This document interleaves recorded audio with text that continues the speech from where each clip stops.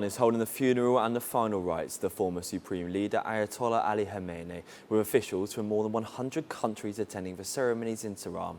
Well, the Asia 1 Pakistan Bureau Chief Anas Mallick spoke with the analyst Dr. Abbas Aslani in Tehran about the significance of the ceremonies and their potential implications for Iran's future political direction. I have with me Dr. Abbas Aslan, a renowned political scientist and political commentator here from Iran. Thank you so much for taking our time speaking to Asia 1.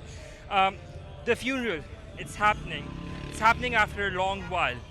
What does this mean for the people of Iran? And what does this signify? Well, this is beyond just a mere funeral, and it's got different, let's say, aspects and, issues to be discussed. This is a display of unity as well as love and devotion, and also a call for revenge for the assassination of the late leader. The leader was assassinated on the onset of the recent war against the country, but he is known as the architect of the builder of the defense structure of the country, the resistance against any kind of aggression, occupation and bullying.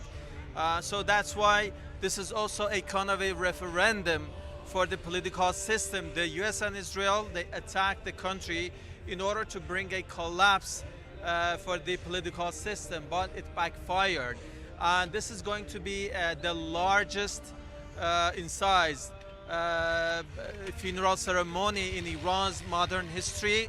So that's why it is important. It signifies the unity of the country, and it also sends a message to outside the country. It is happening here in the capital city, and some like 15 to 20 million people are going to attend the ceremony.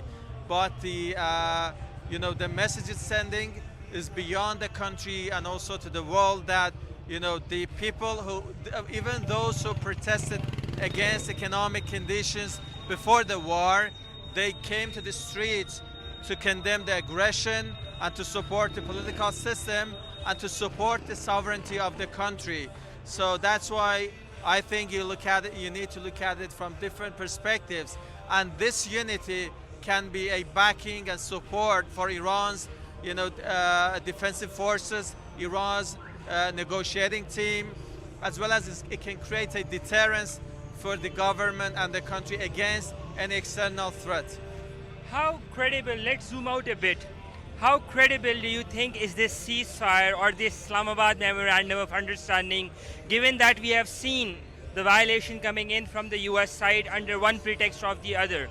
Do you think, and in the backdrop of the threats that have been talked about quite a lot surrounding the funeral, we've seen Irani officials talk about it, that in case if some adventure is undertaken, they will respond. How do you think, how credible is this Islamabad Memorandum of Understanding, and can this transpire into a Islamabad agreement or an Islamabad accord going forward? Well, this is following a recent war, which was quite a regional war and a significant one. So that's why Memorandum of Understanding of Islamabad was very important and significant. Somehow, it's been fragile because of the violations by the United States and Israeli attacks against Lebanon. So this makes it a bit shaky, but it is yet holding. And in the case that the two sides want to keep it in order to continue the discussions to finalize the agreement, which is yet ongoing. And I think this is happening not in a vacuum. There is a trust deficit. Iran distrusts the United States, so making an MOU or an agreement that can hold between the two sides can be very difficult and can consume a lot of effort. So that's why it's been fragile, but it is yet holding, which is significant. And it depends on the US side that how they are going to comply with the terms of the MOU. If they continue to fulfill their obligations and they're part of the deal, I think this could be very important, paving the ground for further discussions on nuclear issue and lifting of the sanctions. And when you have violations, that's where the role of mediators is important. That's why Pakistan has played a very influential and important role. Right. I'd let you go because there's a lot of commotion, but thank you so much for taking our time speaking to Asia One, Dr. Aslan.